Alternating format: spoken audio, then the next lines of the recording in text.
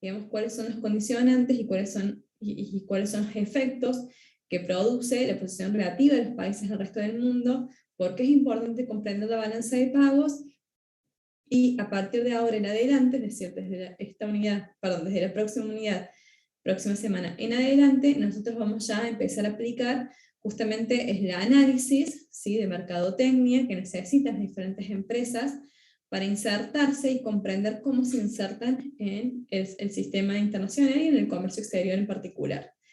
A partir de allí, con Valeria van a empezar a ver, ¿sí?, la decisión de internacionalización de la empresa y las cuestiones más bien operativas del comercio internacional.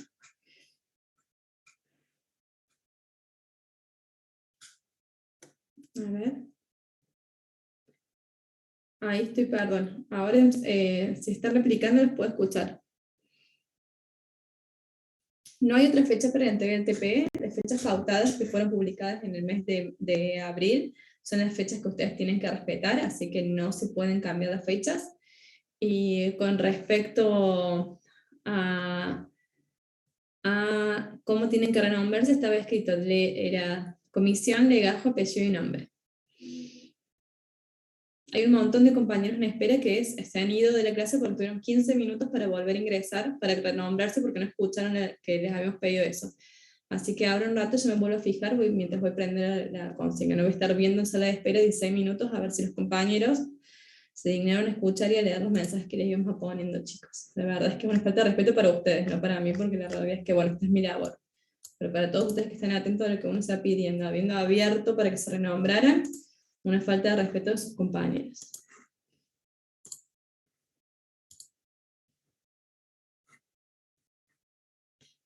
A ver, esperen un segundito.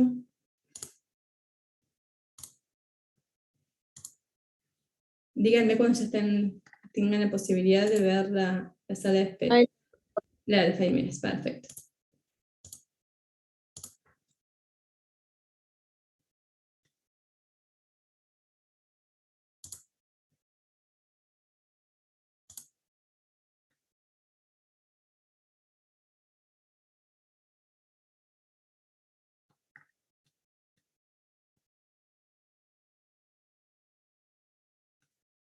Bueno, ahí acabo de dejar entrar a las últimas personas, ya a partir de ahora ya no pueden ingresar a la sala, así que aquellos compañeros que no están bien logueados no ingresarán, para no perder más tiempo. 17 minutos tardamos, chicos, en que me fijara cómo estaban logueados, en dejarlos entrar, permitirles por 4 minutos que se renombraran en la sala, y después sacarlos a sala de espera, o sea que hemos perdido 17 minutos del comienzo de la clase.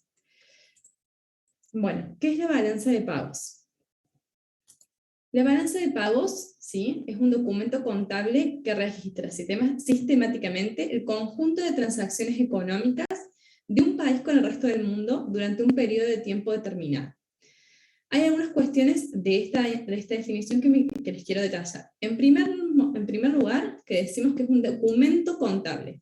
Nosotros ya veníamos hablando de lo que era la contabilidad y como la habíamos definido, es una rama de las ciencias económicas. Y al ser las ciencias económicas, digamos, una rama de las ciencias sociales, nosotros sabemos perfectamente bien que entonces no hay objetividad en la elaboración de una balanza de pagos. De hecho, es bastante subjetiva y lo vamos a ir desarrollando de ahora en adelante para que ustedes puedan comprender que no es, digamos, un algoritmo, no es una ecuación matemática cuyo resultado de nosotros es el esperado, sino que va variando, va cambiando también el paradigma que nosotros vamos tomando para la elaboración de la balanza de pagos, y lo más importante es que, como les digo, registra todas las transacciones económicas que un país tiene con el resto del mundo. Entonces nosotros ahí podemos ver las diferencias entre la variación de las reservas internacionales. ¿Por qué esto es importante en un periodo de tiempo?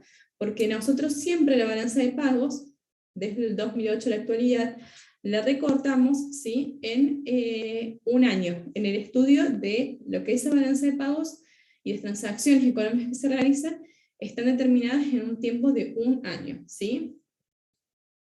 No siempre fue de la misma manera, y el objeto justamente es poder hacer valoraciones, comparaciones y contrastaciones en la posición relativa de diferentes estados para medir determinados objetos de investigación, ¿sí?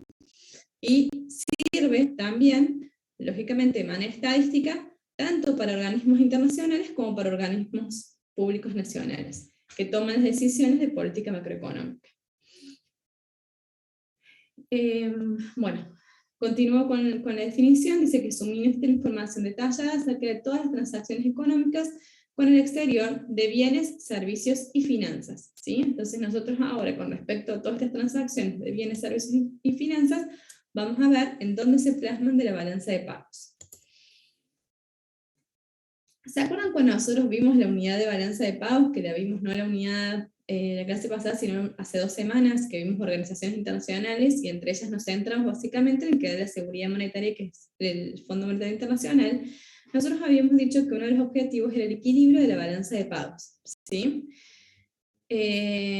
¿Por qué era importante el objetivo de los equilibrios de la balanza de pagos? Simplemente para poder garantizar la seguridad económica y financiera del sistema internacional, ¿sí?, de pagos.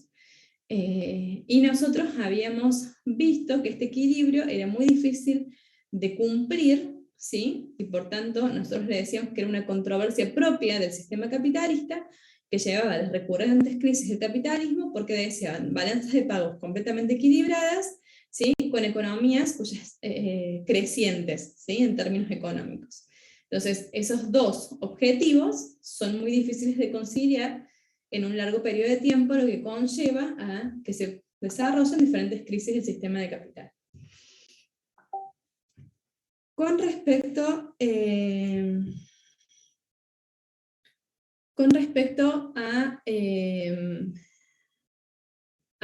digamos, cómo va a realizar, ¿sí?, este objetivo de, de una balanza de pagos equilibrada.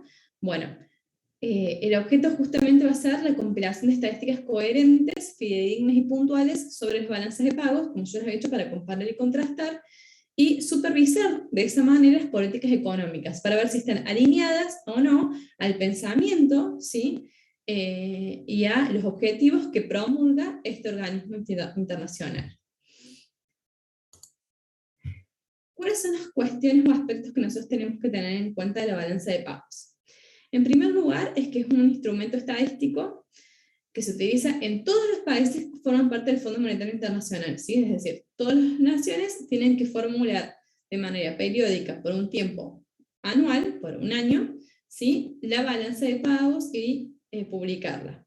¿Quién es el organismo que genera la balanza de pagos? Bueno, en nuestro caso, en Argentina es el INDEC, ¿sí?, y es supervisada por el Banco, el Banco Central de la Nación Argentina, ¿sí?, por el BCRA. ¿Qué utiliza?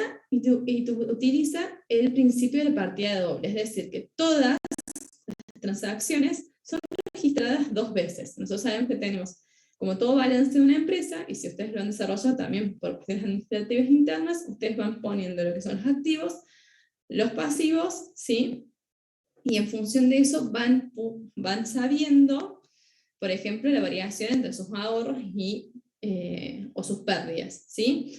Ahora bien, con este principio de partida doble, nosotros tenemos una cuenta que va absorbiendo esos resultados parciales que nosotros vamos teniendo de ahorros y de pérdidas, que se llama, ¿sí?, la cuenta de las reservas internacionales, variación de las reservas internacionales. Y es por eso que nosotros decimos que todas las transacciones son puestas con un signo positivo o negativo 2 veces dentro de la balanza de pagos, y por tanto nosotros no podemos hablar de superávit o déficit de la balanza de pagos. Ya lo vamos a ver más adelante, vamos a hablar de superávit, déficit de las cuentas parciales de la balanza de pagos, ¿sí? Pero no podemos hacer esa conclusión de toda la balanza.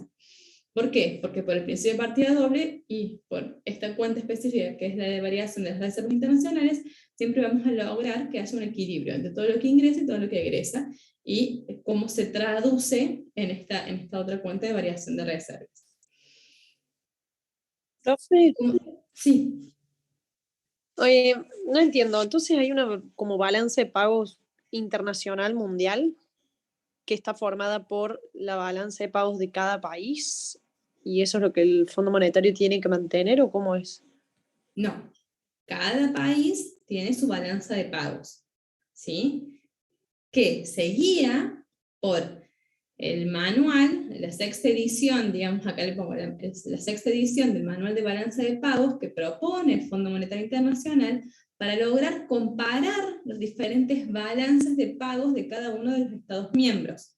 No hay una balanza de pagos internacional porque a nadie le interesa saber, digamos, la evolución internacional. O sea, con las balanzas de pagos internacionales de cada uno de los estados se comparan, ¿sí? Cuestiones estadísticas y macroeconómicas que hacen a la apertura del comercio, a la variación de la balanza comercial, pero no es que hay una única internacional, sino que el Fondo Monetario Internacional le dice a todos los estados cómo tienen que elaborar sus balanzas de pagos. ¿Fue clara, Rosario? Sí, gracias, profe. Perfecto. Pero todas se tienen que manejar con este mismo criterio, que es el de la partida doble, ¿sí? Y otro conjunto de medidas que hacen cómo vamos a poner o publicar todas las transacciones de bienes, servicios o financieras con el resto del mundo en cada una de esas balanzas. ¿Por qué? Porque si Claro. cada uno lo hace como quiere, no se puede comparar, ¿sí? De hecho, hay un montón de modelos que se condicen con el paradigma ideológico de cómo tengo que yo poner, ¿sí? Las transacciones dentro de la balanza de pagos. Por eso es que se llegó a este común acuerdo que rige desde el 2008 hasta el día de la fecha, que se tiene que utilizar el manual de la balanza de pagos, esa edición propuesta por el Fondo Monetario Internacional, que ustedes lo pueden descargar perfectamente por internet para ver de qué se trata. Perfecto, gracias. Buenísimo. El objeto de ambos documentos es mejorar, como ya les estaba diciendo recién, la coherencia conceptual y la armonización de las cuentas, de cada una de las cuentas nacionales, y así poder hacer una comparación a nivel internacional de las mismas y un estudio y un seguimiento de esas variables. ¿Cómo se compone la balanza de pagos? Bueno, la balanza de pagos se compone por 4 cuentas: la cuenta corriente, la cuenta capital, la cuenta financiera, errores y omisiones, y por último está lo que yo recién les decía, para el sistema de partida doble, que es la de la variación de reservas internacionales. Ahora vamos a entrar a ver de qué se trata cada una de ellas en términos generales, y después, si ustedes habrán visto en la bibliografía, yo les comparto el link desde donde el cual ustedes pueden descargarse, ¿sí?, la balanza de pagos del año pasado, porque todavía lógicamente la del 2022 no concluyó. Pero sí se va cortando en trimestres. Entonces ya el primer cuarto del año, que es el primer trimestre para nosotros, ellos dicen quarter 1, quarter 2, quarter 3, ya está publicado, ¿sí? Porque ya pasamos el primer trimestre del año. Algo que tienen que tener en cuenta: el resultado de cada una de las cuentas, no de la balanza de pagos en su totalidad, sino de cada una de las cuentas que yo les acabo de mencionar, la cuenta corriente, la cuenta capital, la cuenta financiera, los errores y omisiones, puede tener un saldo acreedor, es decir, cuando el flujo de las entradas de divisas es superior al de las salidas de divisas, ¿sí? O un saldo deudor, es decir, cuando el flujo de salidas es superior al de entradas. Por ejemplo, vamos a poner una balanza muy simple, que es la balanza comercial, que es la diferencia entre exportaciones e importaciones. El saldo acreedor sería cuando yo, al exportar más, me ingresan más divisas al territorio nacional, y por tanto mi saldo es acreedor porque supera, ¿sí?, al egreso de divisas producido por las importaciones, por el pago que yo tuve que hacer de las importaciones. Y el saldo deudor sería lo opuesto, es decir, cuando yo compro, adquiero más bienes del exterior, entonces tengo mayores importaciones y menores exportaciones. Esta es una de las balanzas que tiene.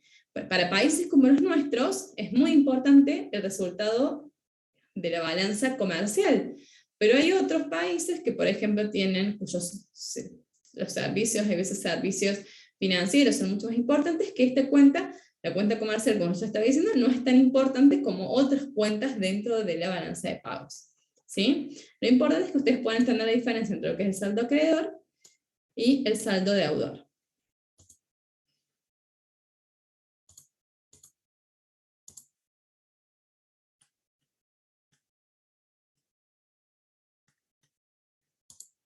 Bueno, perdón que me detuve, quería ver, saber, controlar si los chicos estaban bien logueados para dejar entrar en un grupo.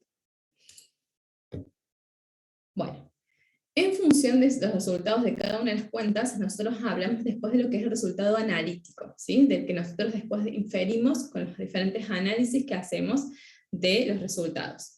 Y estos se pueden llamar déficit, cuando nosotros hablamos de un saldo deudor, superávit, cuando hablamos de un saldo acreedor, y equilibrado, ¿sí? Entonces, podemos decir que el déficit significa lo que es el saldo deudor, el superávit de lo que es el saldo acreedor, pero estos resultados son analíticos, entonces tienen que tener en cuenta esa diferencia semántica de las palabras entre lo que es el resultado propiamente dicho de las cuentas a lo que es el resultado analítico, ¿sí? Esto se los voy dando como tips para que los tengan en cuenta para elaborar el parcial.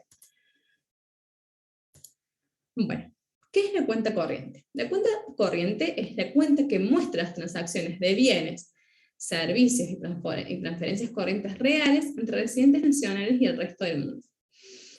En la misma se encuentran los diferentes rubros, que es el balance de bienes, es decir, la exportación de bienes tangibles, la balanza de servicios, es decir, aquellos servicios, digamos, que hacen las operaciones de comercio exterior, pero que no se trata de cuestiones tangibles, y balance de ingreso primario, donde nosotros podemos ver las inversiones de cartera, las utilidades y dividendos, y otras rentas, que por ejemplo son los salarios que traspasan las fronteras. ¿Qué salarios traspasan las fronteras? Bueno, por ejemplo, el de los diplomáticos, ¿sí? Los diplomáticos son funcionarios de Argentina, pero cuyos saldos, sus salarios, nosotros depositamos en una cuenta argentina. ¿Sí? Entonces el embajador que vive en Bélgica tiene una cuenta abierta en Bélgica, ¿sí? Y ahí es donde nosotros le transferimos su sueldo. Entonces, esos sueldos que traspasan las fronteras, esa transacción económica, tiene que estar, se pone, ¿sí?, en este ítem de la cuenta corriente que se llama otras rentas. Y después tenemos la balanza de los ingresos secundarios que, por ejemplo, hacen aquellas donaciones, ¿sí?, que nosotros recibimos o damos en diferentes momentos de la historia, ¿sí? Entonces, por ejemplo, cuando hay una guerra, cuando se acuerdan cuando fue toda la inundación y el problema en Haití, hubo muchas donaciones que se hicieron por parte de tanto del gobierno como entidades públicas como privadas hacia Haití. Entonces, esas donaciones se van plasmando en este balance de ingresos secundarios. ¿Qué es lo importante que me interesa que tengan en cuenta? Que en la cuenta corriente son créditos las operaciones que expresan un devengamiento, es decir, una entrada de divisas, y débitos las que implican una salida de divisas. La variación en la cuenta corriente puede interpretarse como coyuntural. Y esto es muy importante que ustedes lo tengan en cuenta, a diferencia de lo que nosotros vamos a ver de la cuenta capital y financiera. Cuando hablamos coyuntural es que, por ejemplo, más en países como los nuestros, donde tenemos un modelo de exportación agroindustrial, entonces tenemos muchísima dependencia a cuestiones climatológicas, siendo si tenemos un año donde hubo una gran sequía, nuestra cosecha se va a ver reducida y eso se va a implicar, se va a notar en el volumen de exportaciones que nosotros tengamos, porque seguramente esa sequía va a haber perjudicado a nuestros cultivos y por tanto no se logró cosechar lo que se pretendía cosechar, ¿sí? Entonces son cuestiones coyunturales, es decir, hay factores externos, secundarios externos, que afectan, ¿sí?, y que no pueden realmente determinar un crecimiento sostenido con el paso del tiempo, porque no son reflejo de los cambios por lo general productivos que puede haber en determinado sector, que ya los vamos a ver dónde se plasman esos cambios productivos, ¿sí? Después tenemos lo que es la cuenta capital, que comprende los rubros, adquisiciones y disposiciones de activos no financieros, no producidos, es decir, por ejemplo, los recursos naturales, los contratos, los arrendamientos y las licencias. ¿Se acuerdan que nosotros habíamos hablado un poquito en la clase pasada cuando hablamos de la Organización Mundial del Comercio, como también estaba siendo contemplada por la OMC cuando surge a partir del 1 de enero de 1995 con el Acuerdo de Marrakech, una nueva área que hacía la propiedad intelectual, es decir, donde yo pudiera registrar todos los que son las patentes o las licencias de producción, y que eso me permite a mí también tener un rédito económico. O sea, no solamente lo productivo que yo produzco, por ejemplo, zapatillas de Apple, las zapatillas de Apple, es decir, las zapatillas Salomon, sino que aparte yo las comercializo esas zapatillas Salomon. ¿Pero qué? Pero nosotros no somos el dueño de esa patente. Entonces, hay un canon de quien tiene la licencia que tiene que pagar, ¿sí?, a Salomon por tener esa licencia. Bueno, por ejemplo, esa transacción va a estar comprendida en el rubro de adquisiciones y disposiciones de activos no financieros no producidos. ¿Sí? Lo mismo, por ejemplo, que nosotros tengamos con contratos, tanto que de empresas que vienen desde afuera, por ejemplo, para explotar una mina. ¿Sí? Entonces, ¿se acuerdan cuando nosotros buscábamos, sigue buscando y demás, inversionistas para Vaca Muerta? Entonces nosotros firmamos contratos con empresas internacionales que, por ejemplo, se hacen cargo de una parte de la extracción. Entonces, esas empresas, lógicamente, tienen que remitir esos activos financieros a sus casas matrices que están fuera de nuestro territorio nacional. Entonces, es ahí donde nosotros podemos ver ese tipo de transacciones. Y por último, tenemos las transferencias de capital, que incluyen las transacciones del sector bancario, el sector público no financiero y el sector privado no financiero. ¿Qué vendría a ser, por ejemplo, acá? Nosotros cuando obtenemos deuda pública comprando, por ejemplo, bonos de algún país, de Italia, que nosotros hemos tenido grandes deudas porque hemos adquirido grandes cantidades de bonos de otros países y después nos podemos pagar a los acreedores. Bueno, esos bonos, esa toma que nosotros hacemos, ese compromiso y esos, por tanto, los egresos que tienen que salir después por el pago de esos bonos, se muestran acá en lo que son las transferencias de capital. Ay, perdón, me movió, quería hacer así. La transferencia de capital. Y por último tenemos lo que son las cuentas financieras, ¿sí? Que nosotros acá hablamos de lo que son las inversiones directas, inversiones de cartera, derivados financieros distintos de las reservas, opciones de compra de acciones por parte de empleados, otra inversión, activos de reserva, por ejemplo. No sé si a ustedes les pasa o conocen, seguramente, de personas que llevan años trabajando en empresas internacionales, ¿sí? Y entonces, una de las formas de ascender dentro de las empresas es que, por ejemplo, los diferentes empleados les van permitiendo adquirir cierta cantidad de acciones, ¿sí? Entonces, esa opción de compra o de entrega de acciones remiten un compromiso, por ejemplo, de dividendos que tienen que ingresar desde fuera para esos empleados. Entonces eso va a ser que vendría a ser una entrada o una salida de divisas. Una entrada, porque la empresa que estaba, la casa matriz fuera, le remite al empleado nacional la ganancia proporcional a la cantidad de acciones que tiene, ¿sí? Lo mismo son las inversiones de cartera, es decir, cuando yo tengo acciones de empresas que están situadas en el exterior, esas acciones a mí me van permitiendo cobrar, ¿sí?, según la cantidad de acciones que tenga, un monto de la ganancia o el rédito económico de esa empresa, ¿sí? Y eso se plasma en la cuenta financiera.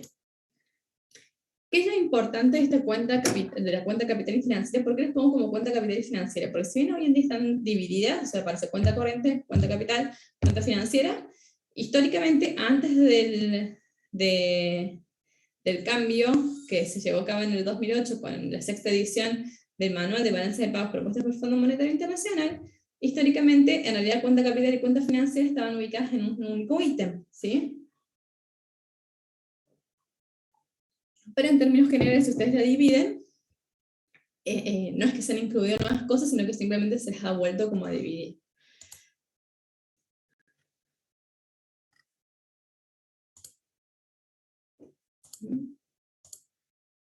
Bueno, ¿qué es lo importante de esta cuenta?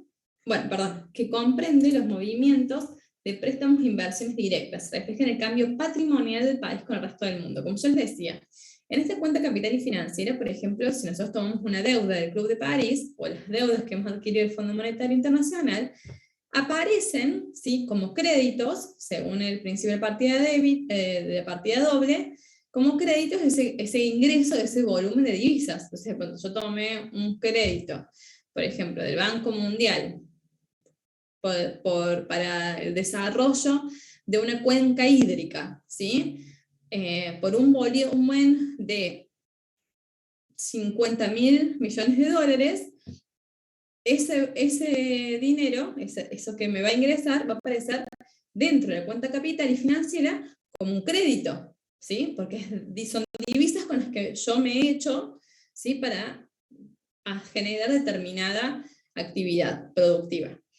Lo que tiene que ver con, después nosotros tenemos que pagar, ¿sí? La deuda en proporción los intereses a esa deuda. Eso va a aparecer como débitos, ¿sí?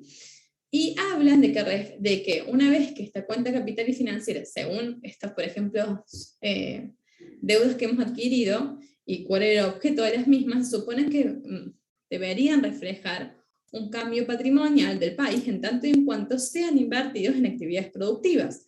Ahora, si yo tomo un crédito del Club de París para simplemente aumentar el gasto público fiscal, ¿sí? Y cubrir el presupuesto anual del gasto público fiscal en políticas, por ejemplo, como planes sociales o pago de salarios de los funcionarios y demás.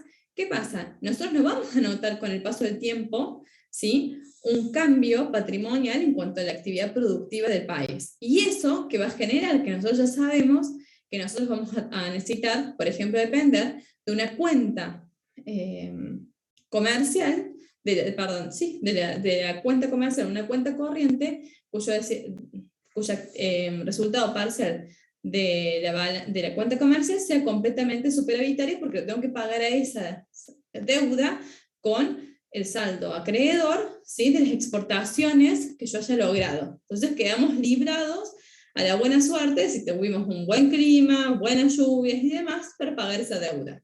Entonces, por eso se dice que en términos internacionales, cuando nosotros comparamos, decimos que la cuenta corriente muestra cuestiones coyunturales, ¿sí? De un momento dado de la historia. En cambio, la cuenta capital y financiera muestra esos cambios patrimoniales porque supone que con esas inversiones que nosotros recibamos o esas deudas que nos comprometimos, vamos a hacer un cambio productivo que nos permita tener un mejor desarrollo para pagar esos compromisos asumidos, ¿sí?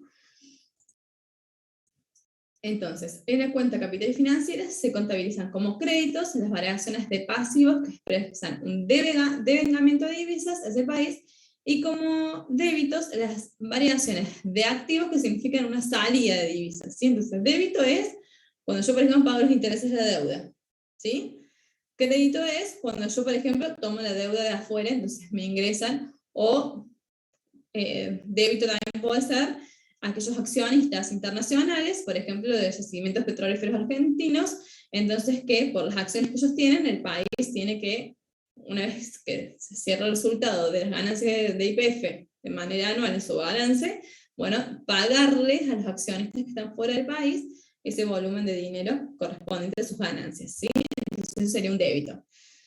Un crédito sería por el caso contrario, en donde yo soy acreedor o tengo acciones de una empresa que está localizada fuera de nuestro país, y entonces me tienen que depositar, ¿sí? Mis ganancias según las acciones que yo tenga dentro de la Buenas.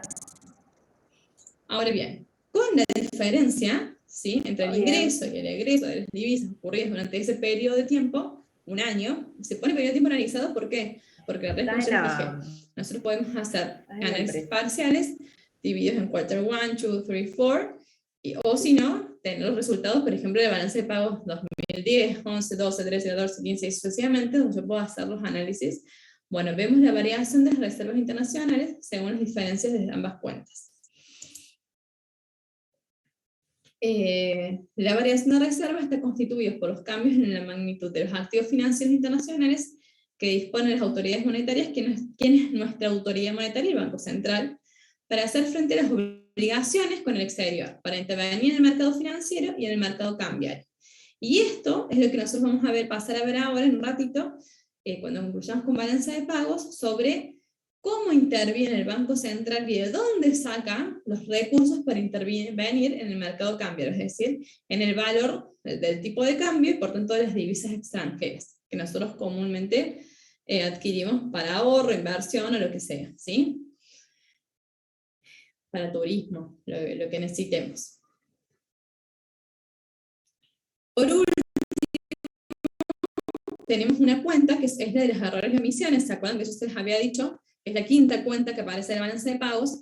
Y esta es una cuenta de ajuste. ¿Por qué? Porque si ustedes descargan en el INDEC, ¿sí?, la balanza de pagos propiamente dicho, van a ver que es un Excel completamente común y corriente, hecho por ustedes o hecho por mí, digamos, donde por la información que se va recopilando de diferentes entidades públicas y privadas, se va pudiendo medir el nivel de transacciones y el ingreso y egreso de divisas, ¿sí?, blanqueadas por entidades bancarias, ¿sí? Por eso cada tanto también se llama a una ley de blanqueo de capital, en donde la gente que no blanqueó en su momento lo puede hacer con un módico pago de tributos. Nosotros sabemos que hacer actividades de blanqueo conlleva el pago de tributos, ¿sí?, frente a la FIP. Esta cuenta de ajuste expresa las diferencias en las estimaciones de la balanza de pagos y también de transacciones que no son registradas, como se decía, por ejemplo, el contrabando, el lavado de dinero y un montón de otras actividades ilícitas. Mientras mayor sea, lógicamente, lo que aparezca como errores y omisiones, ¿sí?, da muestra de como la confianza o seguridad que se le tiene a determinado estado. Por ejemplo, nosotros tenemos el caso de estados fallidos tipo Somalia. México hasta cierto punto se lo considera como un estado fallido. ¿Por qué? Porque sabemos que el nivel económico de la economía de México está en gran parte ligada a actividades ilícitas como son el narcotráfico, ¿sí? Entonces, es por eso que estas cuentas pueden ser mucho más grandes y también hace, como ya les digo, esa seguridad que se tiene en el sistema internacional de determinados gobiernos y estados. Los rubros de la balanza de pagos también se pueden agrupar en balances parciales, como yo les había dicho. La balanza comercial agrupa solo, por ejemplo, a las transacciones económicas, financieras, de mercancías. Entonces solamente va a mostrar, por ejemplo, las exportaciones e importaciones de bienes. Y esta es la que nosotros comúnmente siempre tenemos valoraciones cuando leemos los diarios y demás, porque como les dije, por el modelo agroexportador de nuestro país, tenemos una fuerte dependencia del ingreso de divisas por la balanza comercial, y por tanto tiene un gran peso, ¿sí?, en el desarrollo y en los resultados que después hacen, por ejemplo, a la elaboración de los presupuestos de los gobiernos de turno. ¿Cuáles son los errores comunes que nosotros podemos encontrar a la hora de leer información o consultar diferentes diarios y demás? Es que nosotros hoy sabemos que por este principio de partida doble, el resultado de la balanza de pagos siempre es cero. Entonces, cuando nosotros leemos una noticia que dice, bueno, la balanza de pagos tuvo resultado positivo, sabemos que no lo está realmente explicando una persona que tenga conocimiento del tema, porque nosotros sabemos que no puede tener, ¿sí?, la balanza de pagos por el principio de partida doble y por la variación de reservas, por la cuenta de variación de reservas, un resultado positivo, ¿sí? Sí, así los balances parciales de cada una de esas cuentas.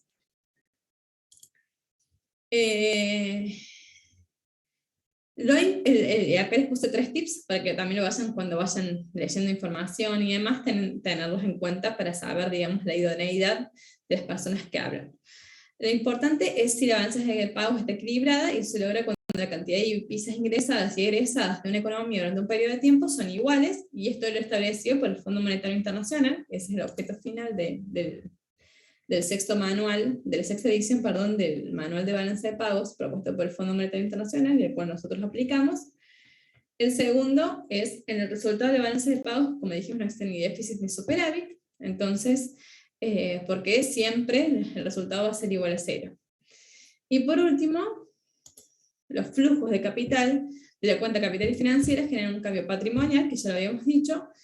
Entonces termina con este mito de que las inversiones extranjeras son mejores que la deuda, porque sabemos que tanto las inversiones, ¿sí?, como la deuda, en definitiva, conllevan una contraprestación que nosotros después lo tenemos que pagar, por ejemplo, con los diferentes intereses de la deuda o los compromisos de las acciones que nos vayan de los accionistas, o del pago, digamos, que hacen a las casas matrices los diferentes inversionistas en nuestro territorio. Y por tanto, nosotros decimos que lo que nos importa es ver dónde se volcaron esas inversiones y a dónde se volcaron esas deudas, para nosotros así manejar esas certeras, saber si vamos a cumplir con el pago de esos objetivos, ¿sí? El endeudamiento genera aumento de tasa de interés y las inversiones directas generan aumentos de los flujos que deberán remitirse al exterior. Bueno, el mercado de divisas. ¿Comprendieron todo lo que estaba vinculado a lo que era la presentación de la balanza de pagos? ¿Tienen alguna duda o una consulta? Porque si no, ahora ya nos estaríamos volcando a lo que es el mercado de divisas.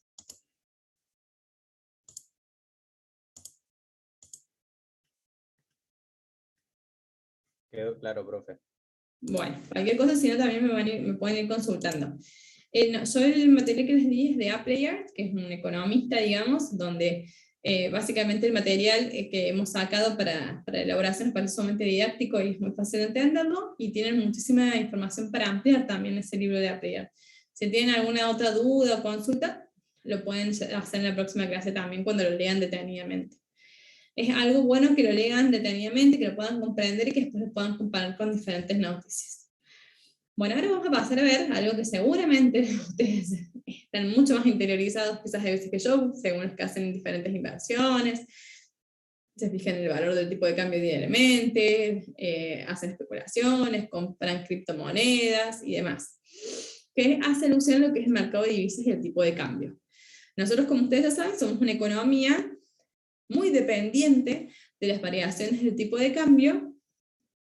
Es prácticamente una cuestión de nuestra idiosincrasia y de nuestra cultura, ¿sí? Se publicó tiempo atrás una noticia que algo así como que el 20% de los dólares que estaban circulando en el mundo, más allá de lógicamente los que circulan propiamente dicho en Estados Unidos, porque es la economía que, cuyo dólar es su moneda nacional, el 20% después del resto de los dólares que circundan en el mundo están erradicados en Argentina. ¿Por qué? Porque nosotros tenemos una cultura, ¿sí? Y un gran interés por ahorrar y generar inversión y establecer los precios en la moneda, en la divisa internacional, que es el dólar, y no confiamos y no lo hacemos en nuestro peso nacional. Lo cual eso repercute de manera directa e indirecta en el valor de nuestra moneda, es decir, nuestro peso nacional, por diferentes razones, ¿sí? La idea de este apartado, de estos últimos momentitos, es poder comprender, ¿sí?, lo que es el mercado de divisas, lo que es el tipo de cambio, los que son los diferentes tipos de cambio y cómo eso afecta no solamente a la economía nacional, sino también, lógicamente, al comercio exterior, ¿sí? Porque el valor de las divisas, los impuestos que se tienen que pagar y las diferentes retenciones que se van desarrollando, llevan justamente, por ejemplo, a decisiones tan simples como el contrabando, por ejemplo, de diferentes bienes. ¿Por qué? Porque hay productores, sobre todo los que viven cerca de las fronteras del norte, que les conviene sacar su cosecha por Paraguay de manera ilegal y venderlas al precio, ¿sí?, establecido en Paraguay. ¿Por qué? Porque acá las retenciones y la carga impositiva que tienen, ¿sí?, y más los tipos de cambio múltiples que se ofrecen a los diferentes productores, hace que no sea económicamente redituable. De hecho, si muchos de ustedes o son o trabajan o tienen amigos que trabajan para empresas exteriores, en el 2019 todas esas personas ingresaban por sus cuentas bancarias nacionales lo que ganaban, ¿sí?, como exportación de servicios en otras empresas de otros lados del mundo. Pero a partir de 2019, con la nueva fijación de un tipo de cambio múltiple, en donde se decía que, bueno, que por tal dólar iba a ingresar tantos pesos, bueno, la gente buscó opciones para no ingresar y no blanquear ese dinero porque no le era conveniente. Entonces, en términos, las decisiones tomadas en términos políticos, en ámbitos políticos, tienen una gran incidencia, ¿sí?, en las actividades económicas. Bueno, ¿qué es el mercado de divisas y qué es el tipo de cambio? En primer lugar, que tiene que quedar muy en claro, que el mercado de divisas, ¿sí?, es la red mundial de mercados e instituciones que manejan el intercambio de divisas. Entonces, cuando nosotros hablamos de mercado de divisas, probablemente dicho, nosotros, ustedes, yo y cualquier ciudadano de la nación argentina, no forma parte de ese mercado, porque son instituciones en donde, por ejemplo, por el valor de los precios internacionales de determinados bienes y servicios, por el valor de bonos de confianza y por otro montón de variables, se decide el precio que tiene determinado moneda en relación a otra. Entonces eso nosotros sí podemos afectar a un consumo interno, por ejemplo, al dólar blue, ¿sí? Y cómo se mueve ese dólar blue, pero nosotros sabemos que está también fuertemente ese dólar blue incidido por lo que pasa en el resto del mundo. Entonces, si hay una guerra, si entraron divisas por la época productiva por las cosechas, si hubo o no acuerdo con el Fondo Monetario Internacional, entonces hubo variación de las reservas internacionales, de la balanza de pagos, eso condice o conlleva a cambios que se van haciendo, por ejemplo, en este mercado paralelo, que es el mercado blue, ¿sí? Tenemos el mercado oficial y el mercado blue. ¿Qué es el tipo de cambio? El tipo de cambio es el precio de una moneda en términos de otra. Entonces es la cantidad de moneda nacional que tenemos que dar a cambio de una unidad de moneda extranjera. Y ese tipo de cambio yo lo puedo hacer en relación a todas las monedas. De hecho, si ustedes ponen en Google tipo de cambio peso argentino real, les sale cuál es el tipo de cambio peso argentino yan, tipo de cambio dólar yan. Entonces muchas veces hay personas que trabajan de hecho justamente en especular y buscar las ganancias, ¿sí?, de la compra y venta de las diferentes monedas cuando encuentran que hay una disparidad entre ellas. ¿Por qué? Porque yo puedo decir, bueno, no sé, el tipo de cambio Argentina de un peso argentino con un dólar, ¿sí?, es en relación 2 pesos un dólar. El tipo de cambio, la relación de el dólar con el peso chileno es de 3 pesos chilenos, bueno, eso se tendría que hacer gráficamente, me parece, 3 pesos chilenos, un dólar. Pero la diferencia entre pesos argentinos con el peso chilenos es en realidad de 4 pesos argentinos, 3 chilenos. Entonces, yo viendo la diferencia que se me está planteando, porque debería ser todo, digamos, darnos igual, viendo la diferencia, ¿qué hago? Voy y compro con pesos argentinos los pesos chilenos y después los cambio por dólares porque la cantidad de dólares que me van a dar van a ser mayor. Entonces, esos son brokers que se dedican justamente a especular y a ver la variación entre los tipos de cambios de diferentes monedas para lograr un rédito económico. Lógicamente, para que sea redituable, uno tiene que manejar grandes también volúmenes de dinero. No lo vamos a hacer por 100 pesos ni por 100 dólares, ¿sí? Nosotros podemos hablar que se produce una depreciación o una apreciación de la divisa cuando una depreciación es el aumento del precio de la divisa extranjera en términos de la divisa local, y una apreciación es una disminución del precio de la divisa extranjera en términos de una divisa local. Tanto una depreciación como una apreciación generan, digamos, un fuerte impacto en las economías de cada uno de los estados. Por eso es que siempre, entre los objetivos que habíamos visto del Fondo Monetario Internacional, habíamos visto tipos de cambios fijos, pero flexibles, es decir, o sea, que se tratara de mantener una cierta paridad cambiaria que podía variar, ¿sí?, dependiendo de diferentes circunstancias que podían afectar a ese valor de esa divisa.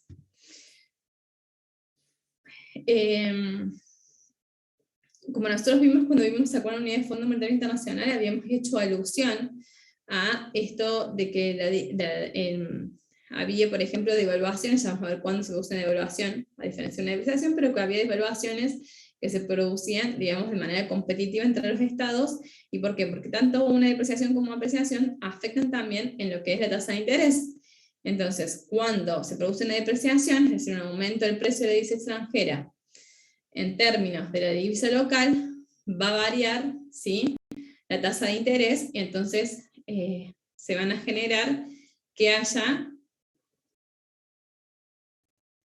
para el aumento del precio de la divisa extranjera, que haya entonces mayores inversiones, ¿sí? A diferencia de una apreciación que va a generar mayores ahorros. No, perdón, a diferencia, la depreciación genera mayores inversiones y la apreciación mayores ahorros, ¿sí? Entonces es todo como una ecuación matemática en función de la cantidad de liquidez que haya en el mercado. ¿Se acuerdan que vimos lo que era la liquidez? Y hablamos de liquidez internacional y liquidez nacional. Ahora bien, estos son como los conceptos duros. ¿Se acuerdan que nosotros siempre decíamos partíamos de los conceptos duros y que después nosotros lo íbamos analizando prácticamente? ¿Qué es el régimen cambiario? El régimen cambiario implica las decisiones que se toman en el ámbito de la política económica en relación al tipo de cambio y al mercado de divisas. ¿Y por qué es muy importante tener en cuenta esto de los regímenes cambiarios? Porque nosotros, lógicamente, con el gobierno de Fernández tenemos un régimen cambiario distinto, por ejemplo, al que teníamos en la época de Macri. Porque estábamos hablando, por ejemplo, ¿sí?, de dos paradigmas ideológicos completamente diferentes a la hora de llevar a cabo un plan económico, ¿sí? Entonces, y acá es cuando vemos esa sutileza de cómo, ¿sí?, estamos hablando de una ciencia completamente blanda, ¿sí?, cuyas decisiones se toman por cuestiones completamente subjetivas de valoraciones que se tienen según cuál es o dónde está ubicado para determinados paradigmas ideológicos la concepción del bienestar. ¿Se acuerdan que yo siempre les dije el bienestar lo ponemos entre comillas? Porque para los liberales o para los comunistas, la palabra bienestar tiene completamente distintos significados. Entonces, lógicamente, donde nosotros comprendamos qué es el bienestar, vamos a saber y poder determinar cuáles son las acciones que se desarrollan, ¿sí?, de manera política y cómo eso afecta a la política económica, ¿sí?, a las decisiones del tipo de cambio del mercado de divisas. ¿Cuáles son los diferentes regímenes cambiarios que nosotros podemos optar? Bueno, en primer lugar tenemos el tipo de cambio fijo. Esto yo se los había contado, porque les había dicho que, bueno, la ley de convertibilidad, que convertía a un peso argentino igual, el tipo de cambio de un peso argentino igual a un dólar, que fue la ley de convertibilidad que estableció el ministro de Economía Cavallo en 1991 bajo la presidencia de Menem, que se mantuvo prácticamente durante 10 años, se mantuvo gracias, ¿sí?, ¿a qué? A un gran saldo acreedor. ¿De qué balanza? ¿De la balanza comercial? No, de la balanza de la cuenta capital y financiera, donde nosotros habíamos dicho que por la venta que hubo de empresas del sector público, se logró un fuerte ingreso y un fuerte colchón, ¿sí?, de divisas como saldo acreedor, que lograron mantener esta paridad cambiaria, ¿sí?, durante 10 años, puesto que estaban volcadas en lo que eran las reservas internacionales. Entonces, cualquier variación, el Banco Central utilizaba esas reservas para mantener esta paridad cambiaria. Como sabemos, eso no resultó del todo, entonces tuvo la gran crisis de 2001, y se parte ahí, el nuevo gobierno, bueno, hubo 5 nuevos gobiernos después de la crisis de 2001, pero después el que se mantuvo en el poder por ya un tiempo prolongado fue el primero, el de Néstor Kirchner, ¿sí? Entonces, el ministro de Economía va a plantear lo que se denomina el tipo de cambio flexible. Son modelos que están en todo el mundo, ¿no? O sea, no es que se lo inventó bajo estas nuevas olas y estas nuevas crisis que habían surgido en toda Latinoamérica y en todos los países subdesarrollados, bajo el paradigma del neoliberalismo, que nosotros ya lo habíamos hablado cuando hablamos de regionalismo, organizaciones internacionales y Fondo Monetario Internacional. Este tipo de cambio flexible, ¿qué dice? Sí, está bien. El tipo de cambio flexible es el que dice que son los oferentes y los demandantes los que tienen que libremente fijar el precio, el valor, ¿sí?, del tipo de cambio de la moneda en ese mercado de divisas. ¿Qué pasa con esto?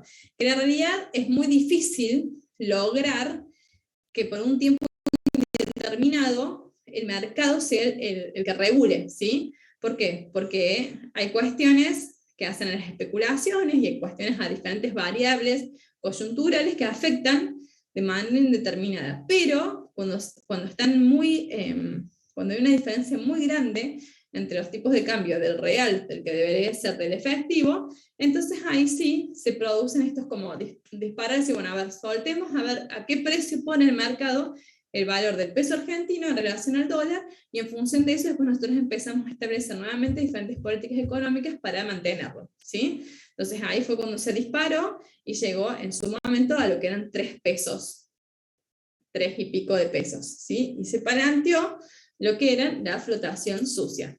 ¿Qué es la flotación sucia? Es una combinación, un tipo de cambio fijo y flexible. ¿Por qué? Porque dejamos fluctuar libremente el mercado en tanto y en cuanto se mantenga en unas bandas, ¿sí? De un precio mínimo y un precio bajo. Entonces, mientras que se mantenga, por ejemplo, entre 2.10 y 2.20, nosotros no vamos a hacer nada, va a ir fluctuando. Ahora, si excede, ¿sí?, esos 2.20, va a intervenir el Banco Central ofertando divisas para que baje, y si baja los 2.10, va a salir el Banco Central a demandar para que ese precio suba, ¿sí? Y eso es muy importante tenerlo en cuenta porque nosotros, digamos, en definitiva, se le da una cierta libertad de política económica al gobierno, pero no deja de intervenir en aras de mantener ese tipo de cambio, porque como nosotros vimos, no son ni favorables ni las depreciaciones ni las apreciaciones del tipo de cambio, a nivel nacional y a nivel internacional, ¿sí? Bueno, en función de eso nosotros podemos determinar que existen diferentes tipos de cambio. Esos son tipo de cambio básico y tipo de cambio efectivo, como las dos clasificaciones genéricas. Ahora vamos a pasar a ver qué es el tipo de cambio básico y después cuál es el tipo de cambio efectivo. El tipo de cambio básico, nominal, es el que nosotros nos encontramos cuando, por ejemplo, ahora cada uno de ustedes googlea, nos fijamos todos en Google, cuál es el tipo de cambio que tenemos hoy en día en la pizarra del Banco Central. O sea, es $1, es equiparable, creo que está en 130, no sé, del oficial, ¿no? Entonces, tipo de cambio, ponen todos tipo de cambio nominal y nos debería dar el mismo resultado. Vamos a comprobarlo. Hoy, me olvidé poner la palabra hoy, estoy sabiendo cualquier cosa. Entonces, el tipo de cambio hoy, según el BCRA, bueno, justo ahora no me sale. Si alguien le salió y lo quiere compartir, lo puede decir en voz alta. A ver. Bueno, acá sí me sale. El dólar hoy es de 116 para la compra y 122,50 para la venta, si nosotros lo haríamos, ¿sí?, en el mercado oficial. Eso es lo que dice el Banco Central que es. Ahora bien, en este momento particular de la historia, nosotros sabemos que nos encontramos con un dólar paralelo, porque lógicamente este tipo de cambio nominal no es reflejo del tipo de cambio real que vamos a ver ahora. ¿Cuál es el tipo de cambio real? Es el tipo de cambio evaluado a los precios de un periodo tomado como base, estando influenciado por los niveles de inflación, ¿sí? Y que de hecho, si nosotros hacemos una lectura sobre el dólar blue, también está trazado en cuanto al tipo de cambio real, pero se asemeja más a esta variación de los precios. ¿Cómo se hace esta variación de los precios? Bueno, hay diferentes bienes internacionales, ¿sí?, que nos permiten a nosotros hacer una valoración de lo que sale ese bien en Argentina a lo que sale ese bien puesto en Estados Unidos.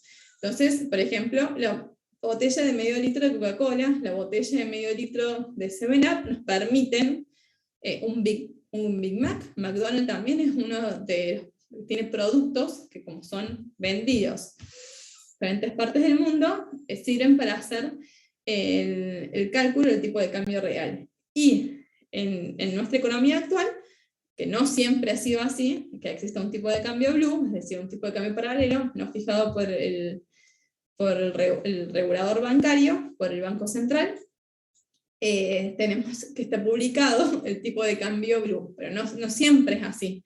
Y en realidad en las economías más serias eso no sucede, tenemos el tipo de cambio que es el que es y es el cual se maneja. Entonces podemos ver que hay un calle distinto si lo compras, por ejemplo, estás en una oficina de turismo, si lo compras en un hotel, así lo vas a comprar en una casa de cambio, si lo vas a comprar en una entidad bancaria, pero la diferencia siempre va a ser muy mínima, porque va a ser la ganancia del operador que comercializa esas divisas. Ahora, no hay esa disparidad como tenemos acá, que es prácticamente de 80 a 90 pesos, la diferencia entre lo que propone el tipo de cambio oficial, nominal del Banco Central, y el tipo de cambio real.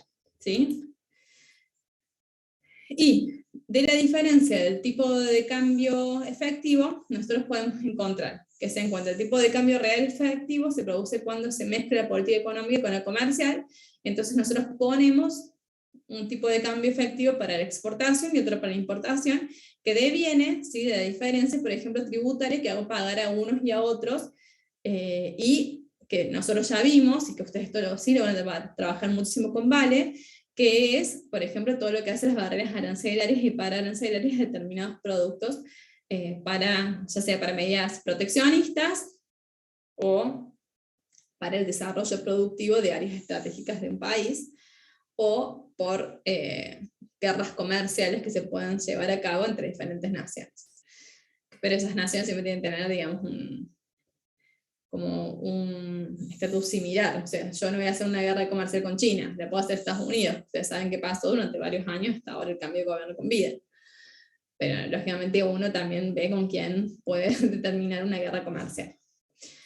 Y tenemos, por último, dos otros tipos de cambios que hacen el tipo de cambio único cuando yo tengo el mismo tipo de cambio para todas las operaciones de comercio exterior, ya sea importaciones o exportaciones, o un tipo de cambio múltiplo, es decir, cuando el Banco Central fija diferentes niveles de tipos de cambio según el origen o la aplicación de las divisas compradas o vendidas por el BCRA.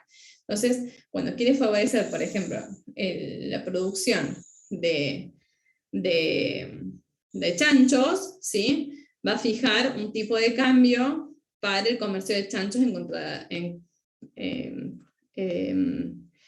desfavoreciendo, por ejemplo, el mercado de vacas, de carne vacuna, y así sucesivamente. O poniendo también lo que se denominan, que son como cuotas exportables, que eso también influye en las variaciones del tipo de cambio.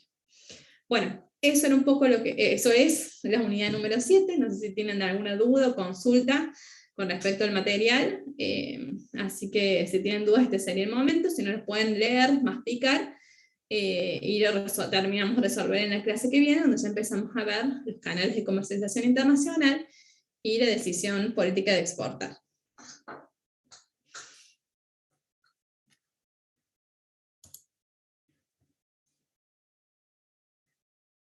¿No tienen más dudas? Bueno, nos despedimos hasta la clase que viene. Yo a aquellos chicos de las 5 de 2 que se han conectado hoy en la mañana, que la clase de esta tarde va a ser virtual, ahora los bajo y los paso a la lista si no tienen ningún inconveniente con la asistencia. Muchísimas, muchísimas gracias.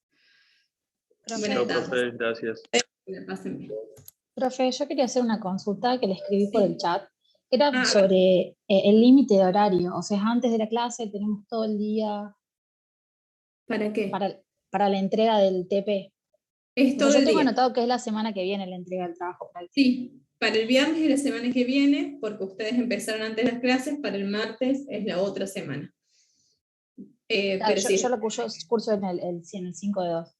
bueno, sí, la semana que viene, ahí tengo a ver el cronograma, el viernes que viene. El viernes que viene, pero 11:59 mi consulta... de la noche. Perdón, ¿cómo? Es hasta las 11:59 de la noche. El sábado Listo. nosotros ya en la primera hora nos bajamos todos los trabajos, que es lo que han entregado. Listo, bueno. Era esa mi duda. Acuérdense que solamente manda el representante del grupo, ¿no? Y si Listo. tienen alguna duda o consulta, en la clase que viene, antes de que lo manden, la pueden evacuar cuando nos encontremos en la clase virtual. Bueno, muchas gracias. Buenísimo. Bueno, nos vemos. No sé si alguien más tiene alguna duda que yo no haya leído, porque no me fui fijando ahora, estoy fijando antes de cerrar el chat. No. Bueno, buenas tardes, nos vemos, hasta luego.